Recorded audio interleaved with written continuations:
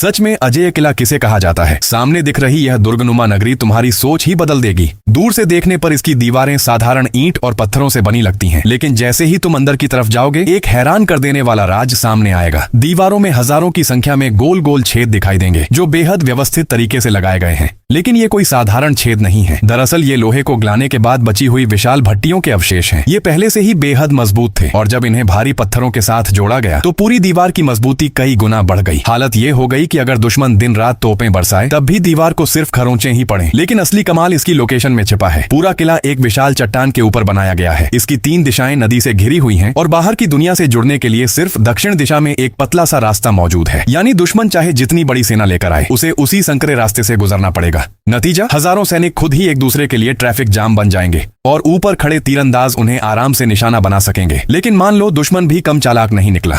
उसने किले को घेर लिया और सोचा कि अंदर के लोगों को भूखा प्यासा रखकर जीत हासिल कर लेगा। मगर यहाँ भी उसकी किस्मत खराब थी, क्योंकि इस किले में 2 मुख्य द्वार थे। दक्षिण दिशा का द्वार जो जमीन से जुड़ा था हान गेट कहलाता था और उत्तर दिशा में नदी से जुड़ा वाटर गेट। हान गेट को जानबूझकर टेढ़े और अंदर धंसे हुए डिजाइन में बनाया गया था। इससे जो भी दुश्मन चुपके से दरवाजे तक पहुंचने की कोशिश करता वह दीवारों पर तैनात सैनिकों के सामने पूरी तरह खुल जाता। वहीं वाटर गेट पूरे किले की लाइफलाइन था। गुप्त रास्तों के जरिए यहाँ से पानी और जरूरी सामान अंदर पहुंचाया जा सकता था। इसीलिए लंबी घेराबंदी भी इस किले को आसानी से नहीं झुका सकती थी। लेकिन असली डरावना हिस्सा अभी बाकी था। मान लो किसी तरह दुश्मन किले का दरवाजा तोड़कर अंदर घुस भी जाए, तब उसकी मुसीबतें खत्म नहीं बल्कि शुरू होती थी, क्योंकि किले के अंदर एक भी सीधी सड़क नहीं थी। सारी गलियां टेढ़ी मेढ़ी और जाल जैसी बनाई गई थी। कई रास्ते इतने संकरे थे कि मुश्किल से 1 या 2 लोग साथ चल पाते। अजनबी सैनिक अंदर घुसते ही भूल भुलैया में फंस जाते और दिशा ही भूल जाते। इतना ही नहीं, किले के घर आपस में गुप्त दरवाजों और ऊपर बने रास्तों से जुड़े हुए थे और जमीन के नीचे भी कई छिपी हुई सुरंगें बनाई गई थीं। यानी युद्ध सिर्फ जमीन पर नहीं बल्कि ऊपर, नीचे और चारों तरफ से लड़ा जा सकता था। इस तरह पूरा किला एक विशाल त्रिआयामी रक्षा तंत्र में बदल जाता था, जहां दुश्मन को हर मोड़ पर नया जाल, नई रुकावट और नया हमला झेलना पड़ता था। तो बधाई हो, तुमने बना डाला दुनिया के सबसे चतुर किलों में से एक। डियाओजियाओलू फोर्ट्रेस जैसी सोच पर आधारित एक ऐसा दुर्ग जो सिर्फ दीवारों से नहीं बल्कि रणनीति, भूगोल और इंजीनियरिंग की कमाल की समझ से अजेय बनता है। अब सवाल यह है, अगर तुम्हारे पास 1 लाख सैनिक हों तो क्या तुम इस किले को जीत पाओगे या फिर इसकी गलियों में रास्ता ढूंढते ढूंढते ही हार मान जाओगे?